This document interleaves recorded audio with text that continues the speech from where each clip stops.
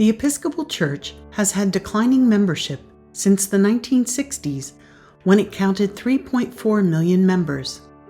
In 2021, there were 1.6 million members. Our church stopped growing in 2001. From 2002 until the present, average Sunday attendance declined steadily. Then COVID hit. From 2020 to 2021, average Sunday attendance fell 35%. Many churches have not recovered. The return to church from the pandemic has been modest, and a new normal asks us to do the same or more with fewer people. If the decline continues at this rate, there will be no Episcopal Church by 2050. Our own diocese attendance declined from 2013 to 2022 at a rate of 48.5% in the Diocese of Bethlehem and 46.3% in the Diocese of Central Pennsylvania. And we are not alone. A recent study from Pew Research Center shows that as of 2020, the number of Americans who identify as Christians is about 64%. 50 years ago, that number was 90%. If that trend continues, Christians will become a minority in just a few decades. Today, there are 6,789 congregations in the Episcopal Church.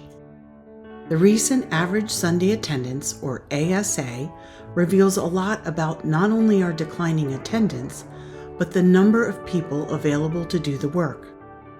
Only a shocking 64 U.S. congregations, or less than 2% of all our congregations, have an ASA of more than 250 people.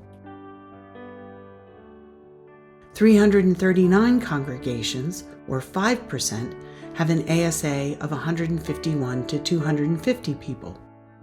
1,969 parishes, or 29%, have 51 to 150 people on the average Sunday. 27% of our parishes, or 1,833, have 26 to 50 people on a Sunday. And a huge 38%, or 2,580 of our churches, have less than 25 people on the average Sunday.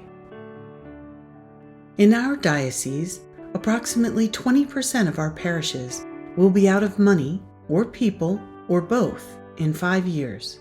The problem is compounded by a growing clergy shortage and an increase in the number of part-time jobs for clergy, which are hard to fill. The good news for the Diocese of Bethlehem and Diocese of Central Pennsylvania is that the level of our pledging rose over the last 5 years by 31% and 19% respectively. However, that good news is countered by the fact that our endowments are floating the majority of our parishes. We are virtually surviving on the generosity of previous generations. At the same time, the need is growing in our communities, and we are called to act. Food disparity, racial discrimination, gun violence, homelessness, poverty, a widening wealth gap. Jesus calls us to join him in love.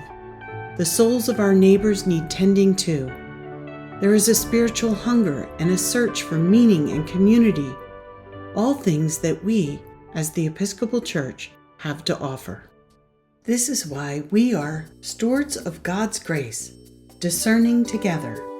Imagine if our clergy and lay members could use all the energy of their call to do less begging for volunteers, less administrative or maintenance work, and more of the important work, continuing in the Apostles' teaching, proclaiming the good news, seeking and serving Christ in all persons, striving for justice and peace among all people.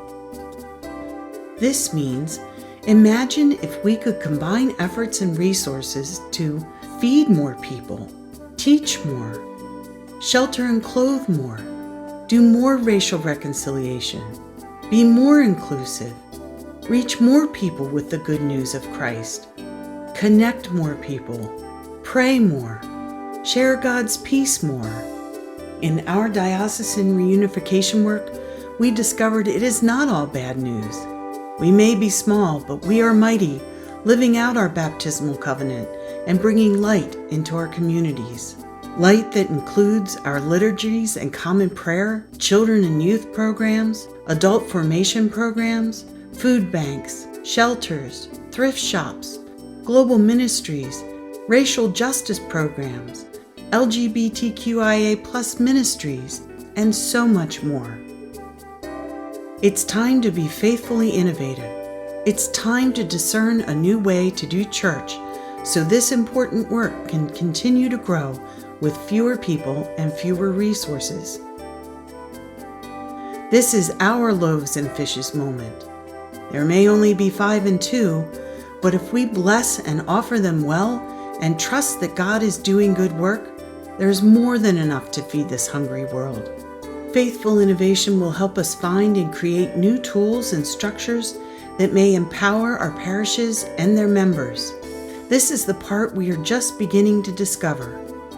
Through joining with our neighboring dioceses, we could work together in God's mission instead of struggling to go it alone. Even simple things like combining our committee structure may free up more people to work on mission and ministry in their parishes. One standing committee, one commission on ministry, one disciplinary board, one anti-racism team, one creation care committee, and more. This could free up dozens of leaders to work on bringing God's light to their neighborhood. The deeper sharing across dioceses in our Stevenson School for Ministry could equip lay leaders and new clergy for ministry. Each diocese has gifts and developed ministry areas that could be shared with the other. How can we magnify our gifts and resources so our parish communities can do more with less? How can we receive, implement, and integrate a range of resources differently? The work is started, and we are excited to develop a model that puts these ideas into a structure we can implement.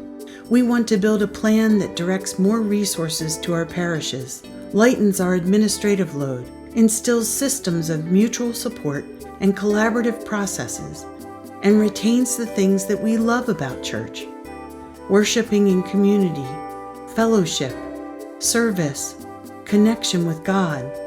Our committee needs more time and more input to see how we can use the resources we uncovered to help our parish communities thrive.